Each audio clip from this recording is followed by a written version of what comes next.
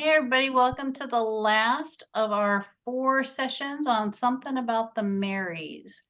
Does anybody seen that movie? Do you know it's like a movie from the guys in the 90s with Cameron Diaz. It's called Something About Mary. Oh yeah, that was great. Yes. Yeah. It's the hair.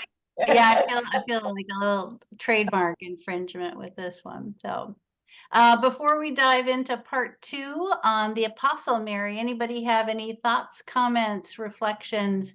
Tony shared that she has been out polling, and the word that's coming up for the Apostle Mary is wanton. Oh, yep. Anybody else before we begin? Okay, let me go ahead and share my screen and start this little slideshow. I will tell you, I have been deep in the book of Revelation, so I have to like pull my head back out of like, I was just working on the whole chapter about the beast. So I'm going to put that aside and switch back to. Okay, so here's what's happened so far. This is what we covered last week. We did go through all of the Gospels. We found no evidence that she was a prostitute. We read the accounts of the anointing, and we saw that 3 of them do not name the woman. And it's just the Gospel of John that names the woman as Mary. So we got to see how that story had evolved over the course of 4 decades almost. We also spent some time talking about the scholarship that's looking at how Mary and Martha were merged, in particular in the section in John for that really, really critical piece, which is the Christological confession, one of only 2 in the whole New Testament. It was removed from the voice of Martha and removed from the voice of Mary, given to the voice of Martha. And I'll send you, in the links I'm going to send you today, I'll send you information on that one too. What that meant is that the Gospel of John gave this really critical statement to the, it diluted Mary's power, basically, by giving it to Martha. And then we read the accounts in all the Gospels of how Mary was both at the cross and at the resurrection. So, and again, we're talking about the Apostle Mary in all of this. Okay, I want to talk a little bit about Jesus and women, because I think this is pretty important information, because we're going to talk about what happened with Jesus and then what happens after Jesus, right? So Jesus was remembered as somebody who treated women with respect. And this was, very countercultural. We're talking about ancient times in a very patriarchal Roman Empire system, right? That was the prevailing thought, behaviors of very, very patriarchal. Jesus was very, very different. And we know that because of the ways in which he both engaged with women and teamed up with women, right? So Jesus was an individual who very deeply respected women and whom women respected him. He had groups of women who followed him and who were probably the financial linchpins behind supporting his ministry, right? And we know that the women who are in the stories about Jesus, the ones that are mostly named, are pretty remarkable, especially when we look at the stories of the final days. Everyone else is going to leave him and abandon him, but it's going to be the women who are going to stay. That equality and respect was well demonstrated in our earliest Christian writings, Paul's letters, where Paul is talking about women who are very active participants in the church, who are starting communities, who are running communities, who are serving as bishops, Like if any of you did the Paul class with me, and particularly in Romans, he lists all of these people, half of them are women. And the person that Paul trusts to carry his letter and communicate his words to Rome in that letter to Romans is a woman. So it really did, Jesus's teachings and respect and views towards women really did carry through with Paul's writings as well, and we see it in that very much in that first century. But by the end of the first century, we're really going to see that erode. And what happens is that for particular for Mary, here's what happens to her story, that there are kind of narrative adjustments to the events and the characters. There's a lot of confusion about who was who. We have when the Gospels are written, we have no firsthand accounts, right? So the authors of the Gospels did not know Jesus. We're at least one generation removed for all of these, right? So, and we have all these different Marys that are in the Gospels. So you can see that there is kind of a blurring, right, of who this woman is. And there is the kind of loose-haired prostitute. There's the Mary preparing Jesus for the tomb. There's the beloved friend. And what moves out of this is women who weep is going to be a real key theme. And the manner in which Jesus engaged with women is going to take on more of an erotic connection than there was in his ministry. Out of all of this kind of disparate threads, all these female figures, the anointment, the hair, the weeping, the intimacy of the tomb, there's a new character that's created for the Apostle Mary. So what happened was she went from being this important disciple, the first witness to the resurrection, the first who was probably given this Christological confession of who Jesus was, and transitioned into this repentant prostitute, right? And so, two kind of prevailing thoughts, and it's probably some of each. This desire to make this disjointed narrative come together into one kind of drama. At the same time that was happening, women's roles and leadership positions in the church were diminishing and being eroded. So it's almost like Mary's reputation went down on the same plot curve as proportional women in leadership in the early church. Okay, so here's kind of where the story ends with Mary. So the legend is that she was an unnamed woman, she was the woman who was married at the wedding feast of Cana, where Jesus famously turned the water into wine.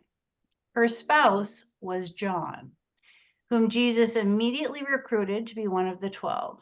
Now, when John went off from Cana with Jesus, leaving his new wife behind, she collapsed into a fit of loneliness, jealousy, and at that point in time began to prostitute herself. So then she disappears from the narrative, and she is the one who is the notorious adulterer whom the Pharisees thrust in front of Jesus. And when Jesus refuses to condemn her, he doesn't toss the stone, right? She sees the error of her ways, and she then goes and gets the anointment and spreads it on him, weeping in sorrow. And from then, she follows him in chastity and devotion, right? So that's what the story becomes within probably 100 to 200 years of that story first being written down. That's a prevailing narrative that exists. Now, those of you who read those stories, those of you who have seen these stories, this is complete and utter BS, right? There's nothing in the Gospels. Nothing, right? Instead, all these different characters are being woven together. and I could conjecture why, right? But at the end of it, she is stripped of the, she's stripped of her leadership, she's stripped of her witness, and she's stripped of the relationship with Jesus. Okay, here's the beautiful thing though. The story lives on in other places. So outside of the New Testament and the Gospels, the story exists. Now, during the first 500 years of Christianity, there were a lot of writings, a lot. There were not just 4 Gospels. There were a lot of Gospels. There were probably way more Paul letters. They didn't make the final cut. So, and we did a whole class on this about how things made it into the final cut, and it was cut to the chase. It was political. It was absolutely political. So the things that didn't make it in were into this category of Gnostic Gospels. And if they had anything Gnostic, and we've talked about that in other classes, they were rejected, hands down. They were out. And then the second category were stories that developed about Jesus, that like his infancy, his youth, about Mary's family, all of those stories that kind of grew up around the core stories, which makes total sense if you remember, these are Jews, and they are in the tradition of Midrash, creating stories around the stories to make sense of the stories. So this makes total sense. What happened, though, was the church, as it became the church, really narrowed down what was the acceptable canon. And that's what we have today. So what happened was in 1945, there was this discovery of all of these ancient manuscripts. And that's how we know that these were not just the 4 Gospels, because they found sections of them. Largest collection of Gnostic writings that were discovered, and many in there, as well as Hebrew scriptures as well. And I don't think they have them all. They're still looking for more of them. They were in these caves. It's like an hour from Masada. We went there and we saw it, and you can see the caves off in the distance. And it's like the caves are like up a really, really steep cliff, and they're in the side of the cliff. And what happened was these little kids were out there and they climbed in the caves, and then they started bringing back chunks of these ancient things and selling them. And that's how they got the attention.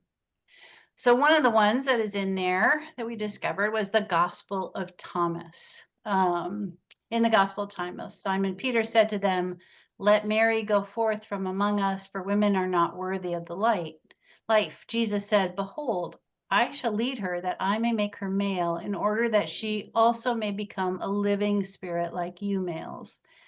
For every woman who makes herself male shall enter into the kingdom of heaven." The Gospel of Philip. There were 3 who always walked with the Lord: Mary, his mother, the sister of his mother, and Miriam of Magdala, known as his companion. For Miriam is his sister, his mother, and his wife.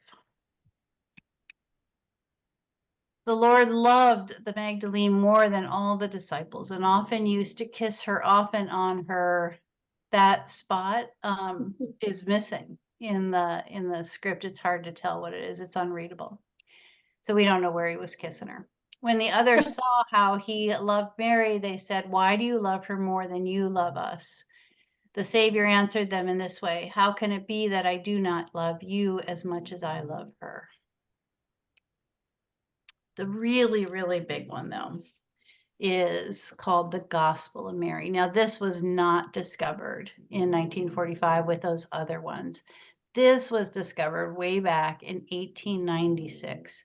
Now, when these, interestingly enough, when this discovery happened, within, I think, 5 years, biblical scholars were all over these.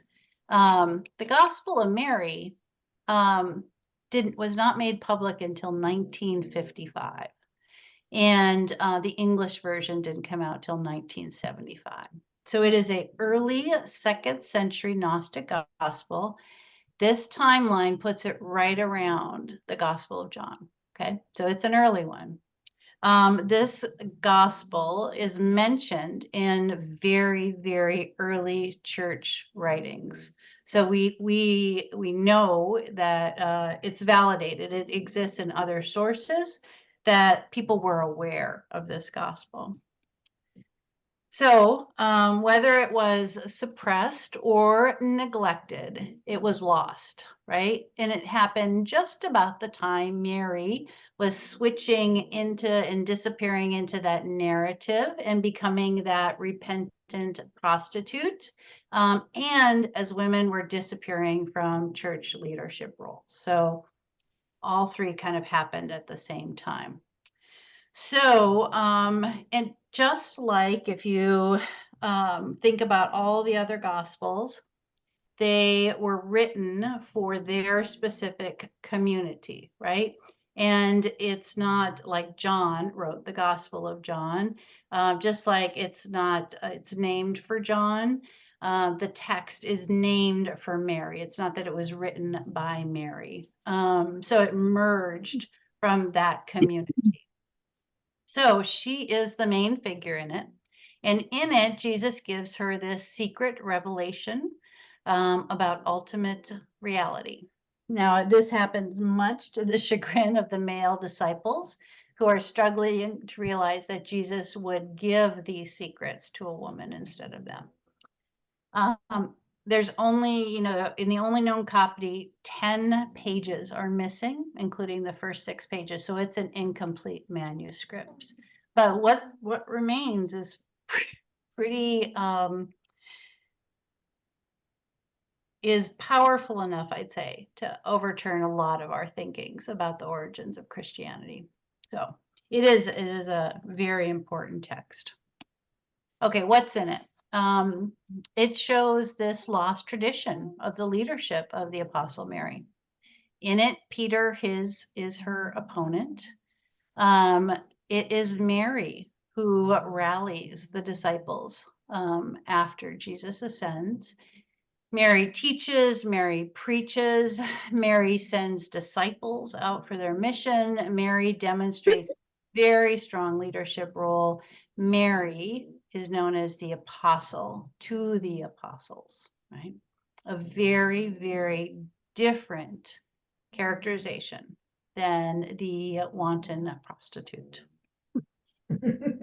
So now, what's interesting is that this story is it's not the woman of the alabaster jar. Instead, it's portraying a very powerful leader of these early Christ followers, one with very clear preeminence among the disciples.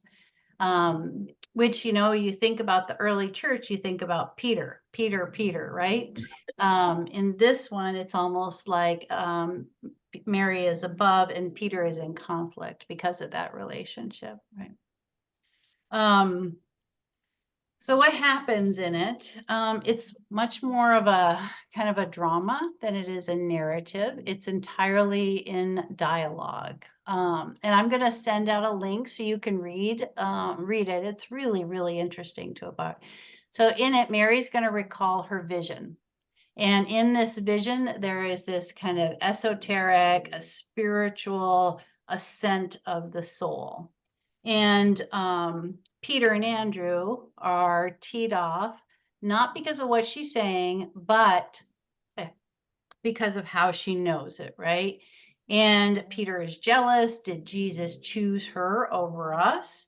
And then Levi steps in and says, if the Savior made her worthy, who are you then for your part to reject her, right? So there's a clash back and forth.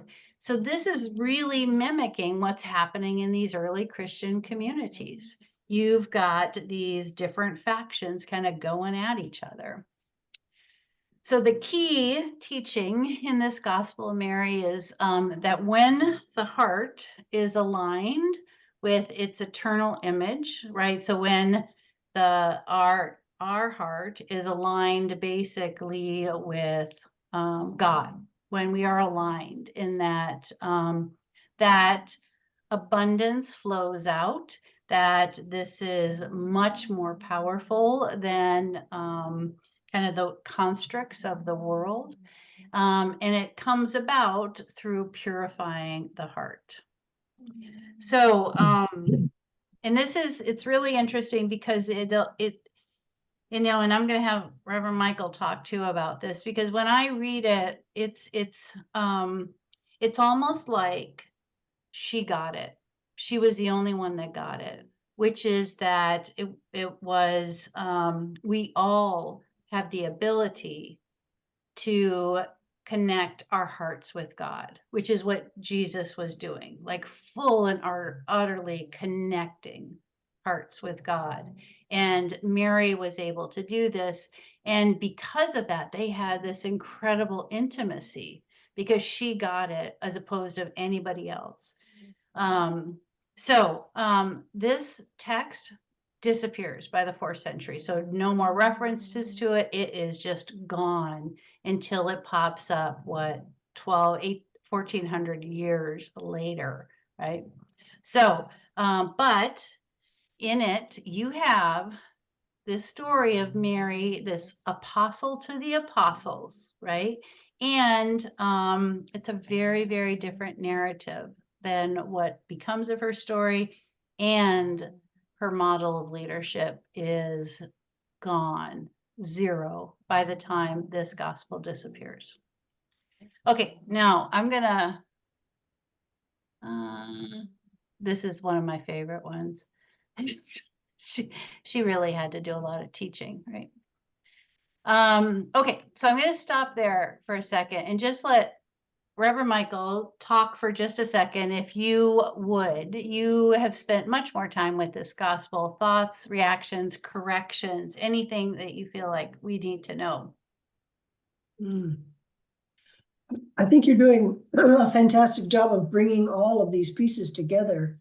There's a lot of conjecture going on, and her story is really being told these days in all over in many different ways, and lots of different conclusions, lots of different very scholarly arguments about who wrote what and when they saw it.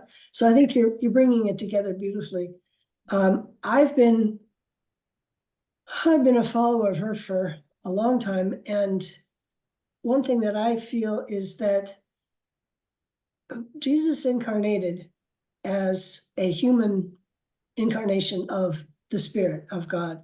I believe Magdalene was the feminine incarnation of the Spirit of God, because it's a balance. The idea was to bring life, bring Christ, the Christ entity onto the planet and interact with people, and it needed to be both.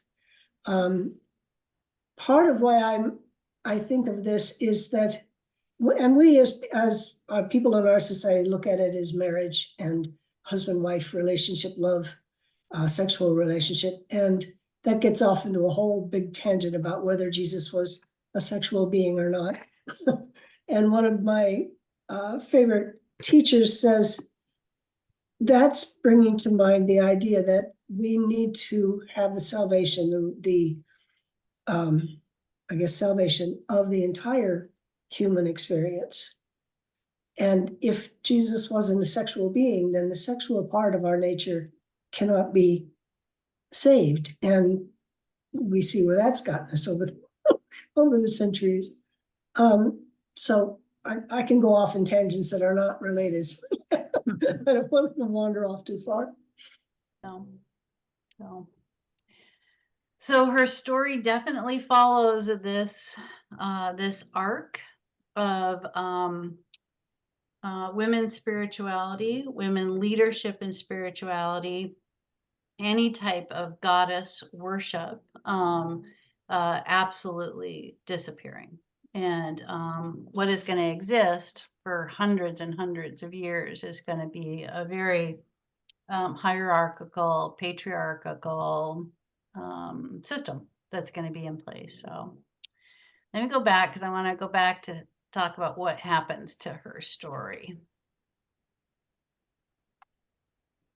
Okay. Whew. So by the year 591, this is kind of the final nail in the coffin, which is Pope Gregory is going to give a series of sermons on her, and it will become the narrative, the capital N narrative of her story for centuries to come. And here's some of what he says. She whom Luke calls the sinful woman. Yeah, remember, you read it, right? He doesn't call her that, right?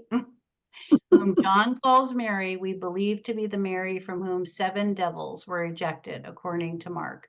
Okay, you all know from last week, there's nothing true in that statement. You've read the scripture. And what did these 7 devils signify, if not all the vices, right? Okay, so I'm hoping again, you're going to be the people who are going to call BS on this story moving forward. You've read those scriptures, you know that none of that is true. So here you have the Pope, though, saying, it is clear, brothers, that the woman previously used the unguent to perfume her flesh in a forbidden acts. What she therefore displayed more scandalously, she was now offering to God in a more praiseworthy manner. So she is the penitent prostitute. She had coveted with earthly eyes, but now through penitence, these are consumed with tears. She displayed her hair to set off her face, but now her hair dries her tears. She had spoken proud things with her mouth, but in kissing the Lord's feet, she now planted her mouth on the Redeemer's feet. For every delight, therefore, she had had in herself, she now immolated herself. She turned the mass of her crimes to virtues in order to serve God entirely in penance. That is going to be the narrative. That's it from that point on. Okay. And again, you all have read the scriptures. You know that nothing in there is true. It's not substantiated with anything in any of the gospels. So for hundreds of years, all the way up until the modern age, monks and priests are going to tell Mary's story using Gregory's words, right? And they're going to use Gregory's words to read the Gospels themselves. And that is the only Mary Magdalene that is going to ever exist, right? So this woman who began as this powerful woman as Jesus's tide becomes the redeemed poor and Christianity's model of repentance, that she is now a manageable, controllable figure. She's a very effective weapon and instrument of propaganda against her own sex. And you in your mind should be saying, wow, I didn't read any of that in the Gospels. Huh. Wonder where they got that. Not only will her story be told through that lens, but she will be painted through that lens from that point on. You can even check out the names of some of these paintings. There will be a common theme in terms of her nudity as well.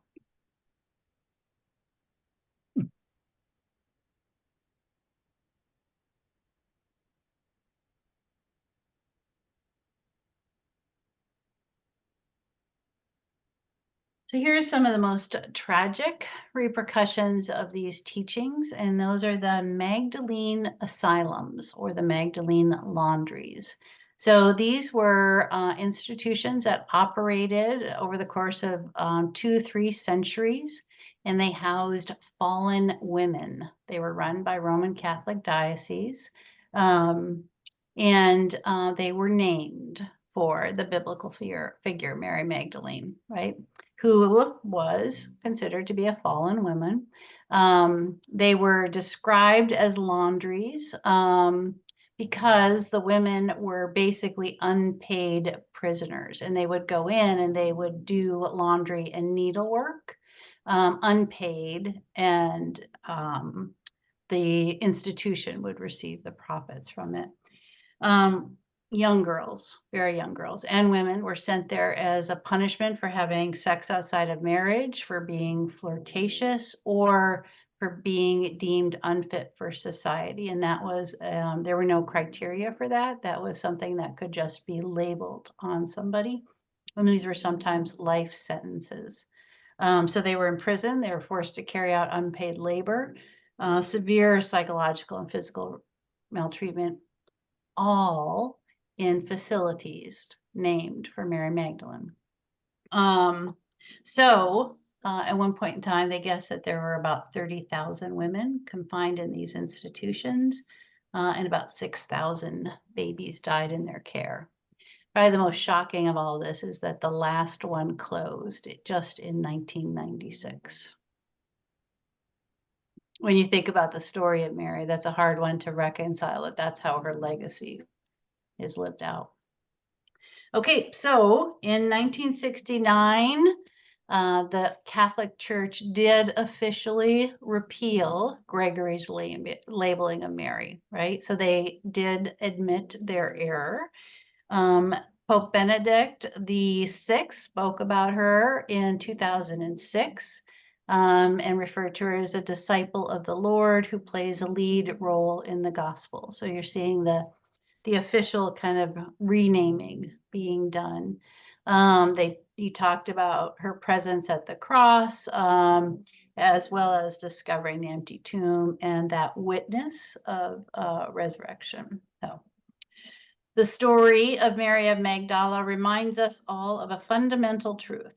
A disciple of Christ is one who, in the experience of human weakness, has had the humility to ask for his help, has been healed by him, and has set out following closely after him, becoming a witness of the power of his merciful love that is stronger than sin and death.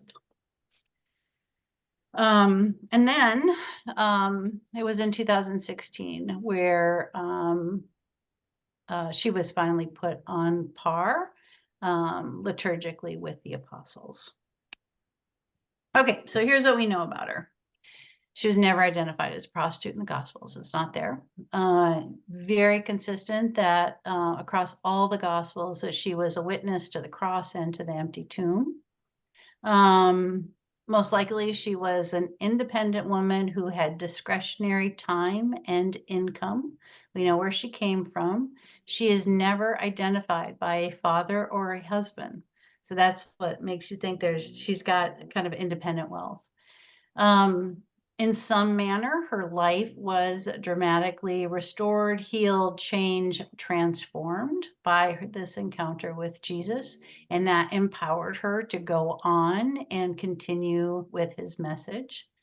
Some of the very earliest writings show her as the keeper of Jesus's special revelations, and that was in opposition to Peter, and that she was Jesus's companion. And that Christianity is a faith of the woman who would become the first person to announce the resurrection. And unfortunately, that her story and witness really did disappear across time. Okay, I'm going to stop there and just kind of check in before I send you out with your questions for reflection. Thoughts, questions, reactions? Go ahead, Marie.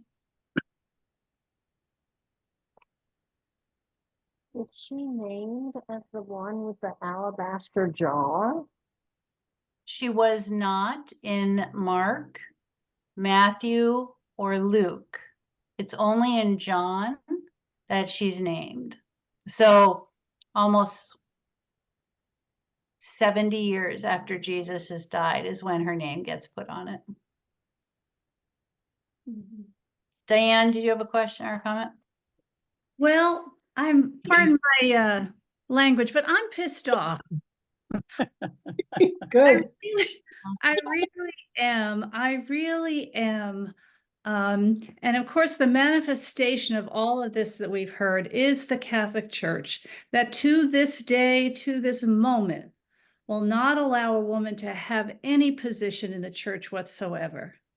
Yes, they can raise money and do bake sales and clean the church and all that. And that still is going on right now. So all that stuff those popes said didn't do any good because nobody heard that. I don't know if that's even taught. I never heard that from those three popes in it, you know, and I was a Catholic. The recent ones? Yeah. I was Catholic till 2019. If I hadn't left the Catholic Church, I'd be leaving it again right now. But I never heard any of that. Mhm. And I don't know, does anybody know what the Feast of Mary Magdalene is? If it's a feast day? Do you ever hear of it? Michael's saying yes. Yes. Yeah, well, you I don't. saw it. I looked at it. I found Yeah. out about it. Yeah, I bet you can ask any Catholic around, they have never heard there's a feast for her. yeah. No, That is just, yeah, that's all I gotta So say, but there are, in the Catholic Church, there are 7 sacraments for men and 6 sacraments for women. So which the one seventh, do we have? the 7th sacrament is holy orders. Oh, that's right. Okay. Okay, other thought, go ahead, Michael. I would just like to point out, I think it's really interesting what we get in the Gospel of Mary and Thomas and Philip is the Gnostic side, of the teachings of Jesus, which disappeared. And one of the primary teachings of Gnosticism is personal relationship with God. Yeah. Teaching that, yes, you can, we all can, have a personal interactive relationship with God and rise our own souls, our own spirits, save ourselves, if you will. And that you can't control. If you've got people connecting with God and being empowered, you can't control that. But if you get rid of all of that and say, okay, this is the way it is, then you can control that. And that's what happened with the way her whole story disappeared, the Gnostic teachings disappeared. And happily, I think her spirit is strong enough that it has still survived through the centuries in one way or another, and is now being rediscovered. But I think it's that connection between personal salvation and salvation. You can buy at one point in Christian history. Yeah. You can buy your own salvation. Yeah, great. But if you can do it yourself, Yeah, then you're not controllable. yeah. And again, not one Gnostic writing made it into the final Bible. Not one. So, to Whole Michael's. side of his teaching that we don't even know about. Yeah, go ahead, Shirley.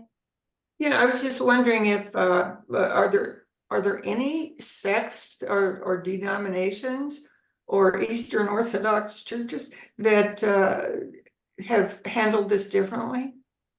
No. So nobody uses this story of Mary or even the Gnostic Gospels. No. Do they just well? So, but remember that the Eastern Church didn't split for 1,000 years. Yeah.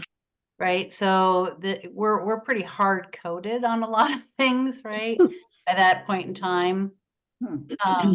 And the Reformation, a lot of the women's kind of component of it was really tossed out, the baby with the bathwater, I would say.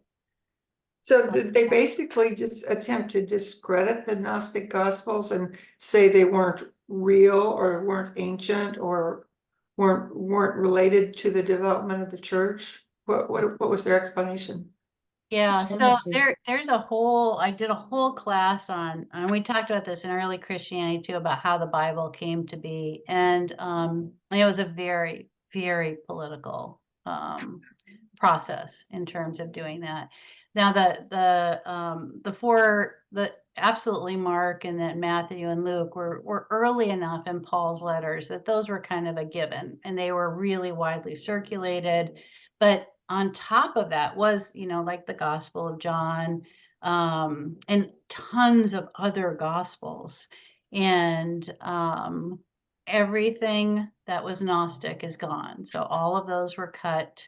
And I'll talk about this in Revelations.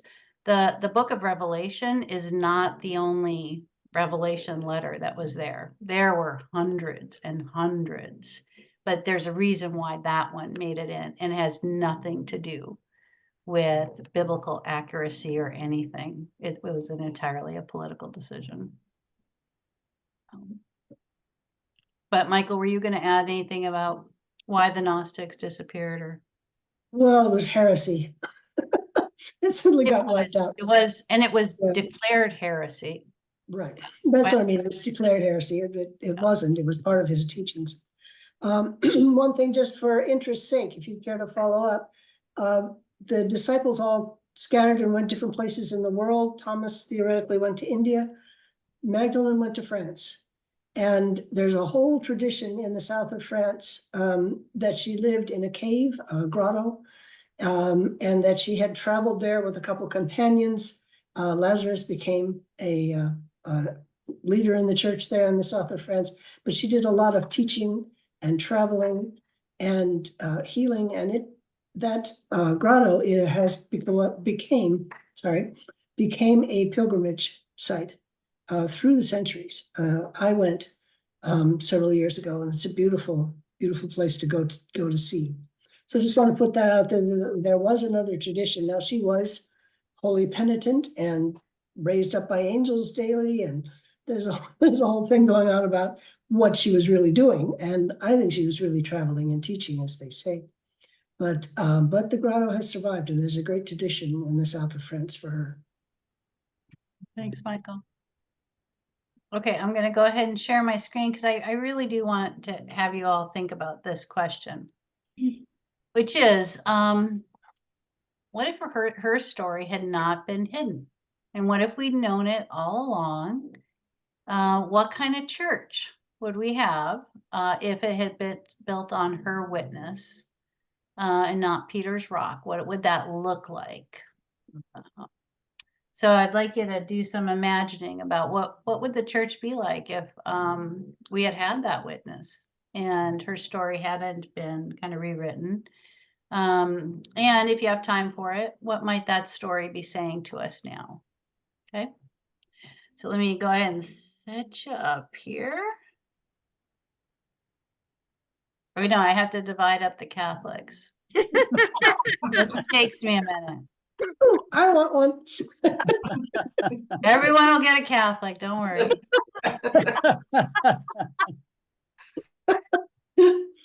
Oh, I think Zoom did it. Zoom knows now. Zoom's divided up the Catholic. Okay, I'm going to give you about 10 minutes, and then I'd like you to come back with some ideas of what the church would have looked like if we had taken her story seriously. Okay, enjoy.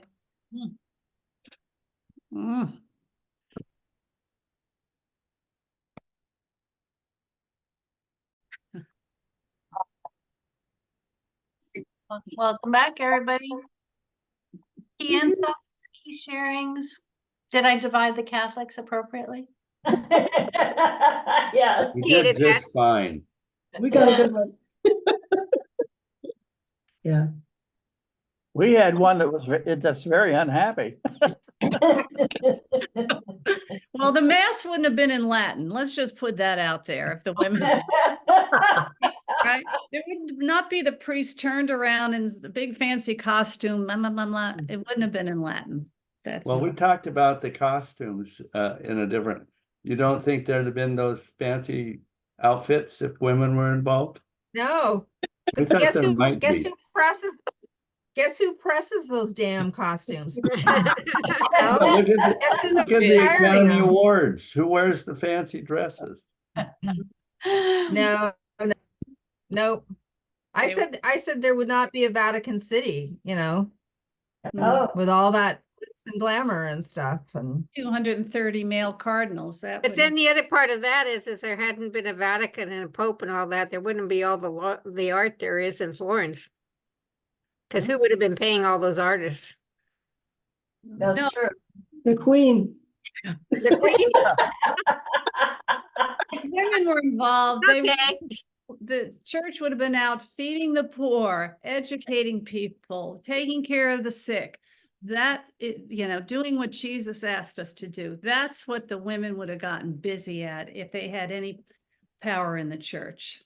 We thought that basically what would the church be now? It would be more like the Buddhist faith, you know, there wouldn't be any structure or hierarchical structure. People would find their relationship to God. There might be things like monasteries like the Buddhists have where you can go and study, but there's some probably structure within that, but it's not a heavy structure over the whole church. Probably wouldn't even be churches other than organizations that work together to do what Diane's saying. We also thought it might be like the Quaker faith. Well, and they might have continued on with the tradition of Shabbat and the meal that you gather to celebrate each week. And Yeah, that's I bet what it'd be service good would on food, yeah. That would be high on food. But that's what church would be coffee hour. Well, I would hope there would still be a communal aspect. Yeah. Yeah, Oh, yeah. but I bet you're right, it would focus around eating.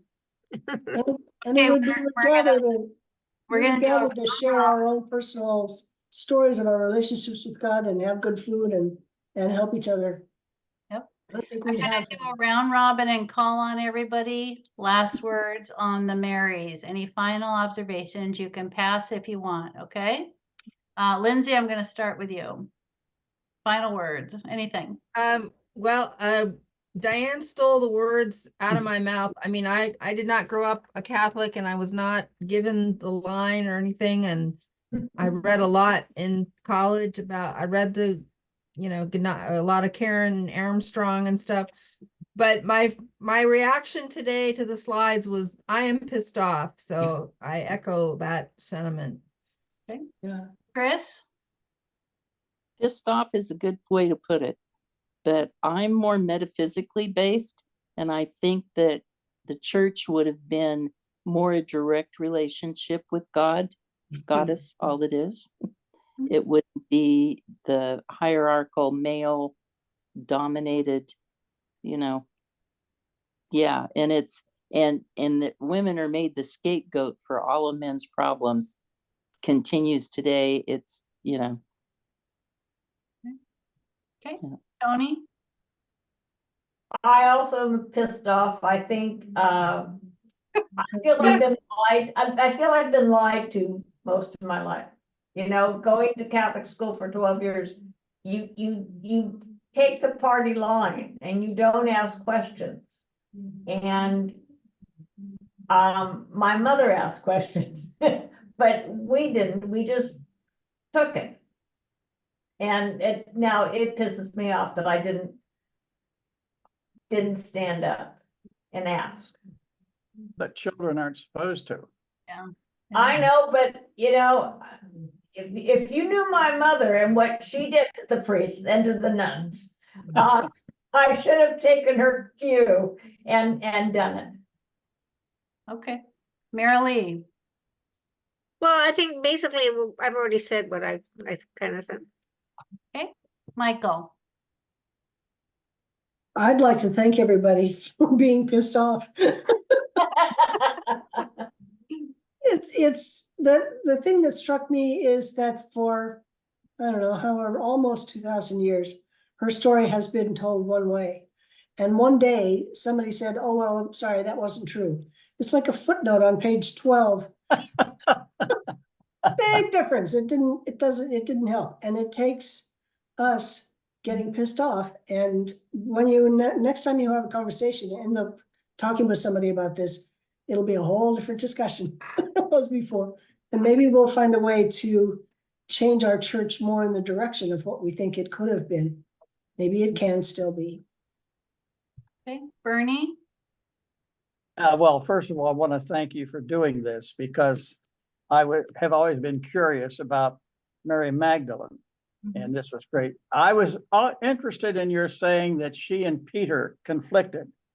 And I mentioned in the group that Peter conflicted with a lot of the disciples, as I recall, including James, Jesus's brother, supposedly, but it's on this rock that I build my church is what Jesus said to Peter. And so Peter's dislike for Mary Magdalene perhaps is the foundation for women being ousted from his church.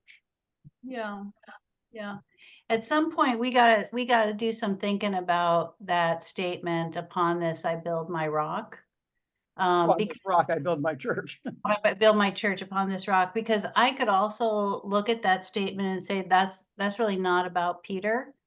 It's about the fact that Peter's gonna struggle, screw up, and not get it, and walk away and come back, and walk away and come back. And that upon that process Oh, that's a different approach. Interesting. and into kind of alignment with the way, that's upon which the church should be built, not Peter. I always wondered if that's a literal, interpretation. So. Yeah, nice. Okay, Marie. I guess I just, especially, I had never heard of the Gospel of Mary, I don't think, before Michael had been in the pulpit sometimes and given us the lessons. I guess it was just one more thing about the world's religions that I never knew about that. And so I'm just kind of taking that in, but I don't know if it would have changed the world that much, but it's interesting to me to see there are other ways to think about things. Okay, thanks, Marie. Paul? Well, it seemed to me that somewhere in our discussion, it was mentioned that Mary was more an equal to Jesus, and where he's the Son of God. Does that mean she's the daughter of God? Yes. Is she both supposed to be divine? I would say this is based on my little reading of that gospel, is that we're all divine. Yes. And Oh, that right. Jesus lived into that in the fullest sense of the word, right? By what he did, by how he lived, how he loved, how he taught, everything. And that she, in the Gospel of Mary, came pretty damn close. And that's why they were so intimate, because she got him. Right, she got it. So yeah. Yeah. Okay. Yeah. Okay, Shirley, did I call on you already? Yeah, no, I think I'm rather like Mary Lee. I like, I think of it as more of a Buddhist approach, or maybe what Chris was saying as well, that it's up to us and we can have our own personal relationship. But there's a part of me that says it would never happen, because somewhere along the way, those men's territorial needs would so assert themselves that we'd lose it in another chapter. Yeah. Or maybe we just have to keep redoing it. Over and over. And I think it wouldn't be a bad idea to continue to redo it and to question it strongly and see if there are things we should throw out and things we should put in. Well, one thing I would add is, Okay, hold on, Mary Lee. I just want to get to Diane and then we'll come back around, okay? Go ahead, Diane. Well, I'm very thankful for this class and again, having my mind blown and the education, because the truth shall set me free. Now I know the truth, see? Now I know, and I can spread the word, and I can think of Mary as another role model for the way. Yeah. Mhm. A female role model. So I like that. Thank you so much. Ooh, I love that, Diane. Thanks. Mary Lee, what were you saying? well, talking about the church, what it would become, and just thinking of our own church. When our church was founded, it was founded by, we had an all-male council, or whatever it was called at that time. Deacons. Deacons, Or- yeah, the deacons, and deaconesses got to fix coffee. And anyway, Wait Dottie Ely was the first female on our council. So this morning I sent out a thing to the council, and person on the council is female except for our token male, Patrick Hennessy. So our church has flipped like crazy, and it's a totally different place than what it started as, It was a very conservative church when we started, and we've gotten a different place. Oh. And I think that's a lot started with when we started hiring women for pastors. It brought a different, I mean, when Kathy came and the first time she gave a sermon and broke into song in the middle of her sermon, it was like, wow, people could do that. Okay, I want to thank you all for doing this. I value the anger. I value the questioning. I think there's a beautiful story worth reclaiming in here and finding ways to set it loose in the world and let it blossom. And so I consider you all now tasked with that job of blossoming this story out into the world. Next up in 3 weeks will be the book of Revelation. We're going to do it over 6 weeks. And it'll have a lot of art and a lot of busting of myths and misconceptions on that one. Okay. What day does that start? That is going to start on April 16th. Okay, thank you. Okay, everybody, thank you so much for coming and doing this one. Thank you. Thank you. Marci. Thank you. Yeah, Thanks, bye. Michael.